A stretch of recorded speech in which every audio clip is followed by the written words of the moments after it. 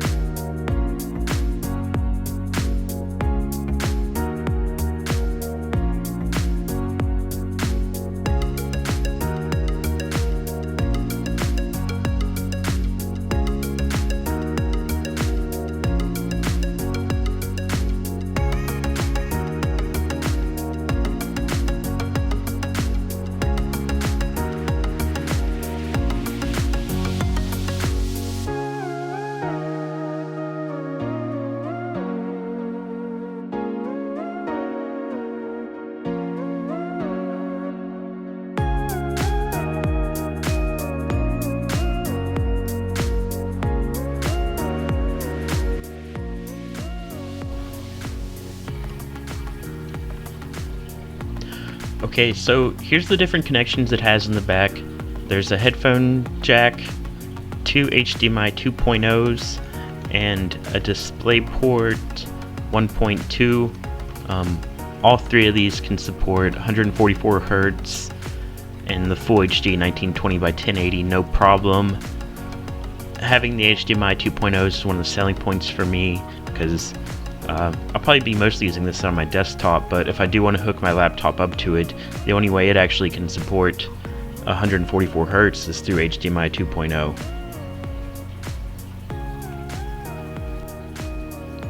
Okay, so the monitor stand is extremely easy to put on and put together.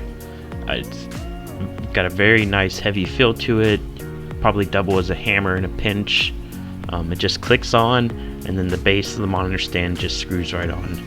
So it's very portable, easy to move around, take to your friend's house or whatever. Okay, so right here's the adjustability of the monitor, and it's got somewhere between, I'd say, 8 or 10 inches of vertical adjustability, which is the important part. And you can tilt it front to back, and a little bit of tilt diagonally.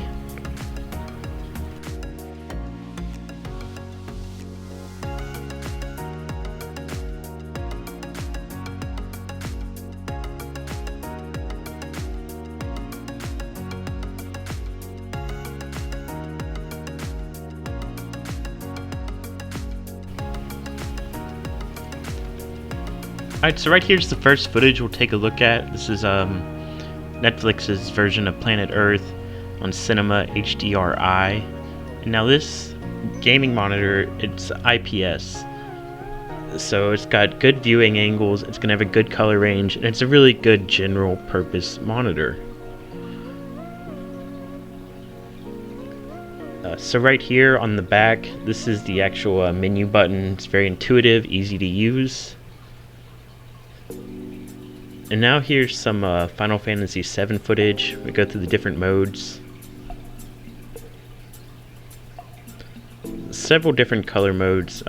Primarily, probably be using the FPS mode or one of the HDRI modes, depending on what you're doing.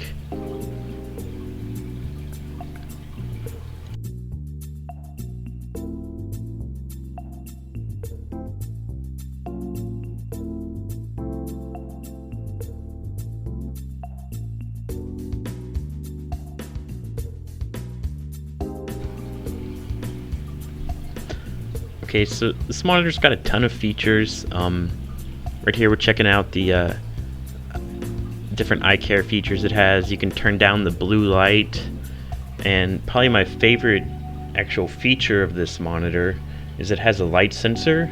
You can see it, it's really dark, but right bottom center of the monitor, right where the stand comes down at. So if you turn your lights off, it will auto adjust the brightness down a little.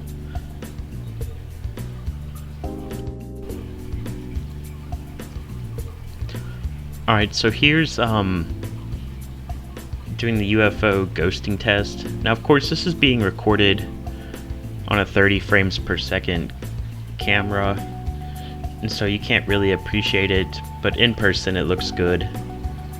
And now I talked about the response time when I was first opening it. So Benq really likes to advertise the 1 millisecond response time, but that 1 millisecond response time actually then has small writing motion picture response time.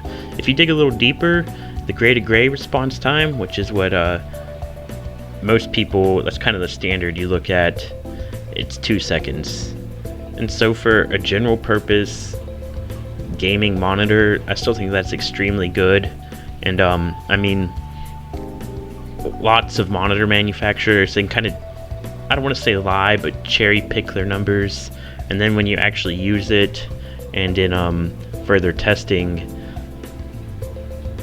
and when it gets tested, it's, you know, it's really not actually, it's maybe like if they say it's a 5-second response time, it might be a 10-second. But if you look at different Benq monitors that have been tested, they're normally right on the money.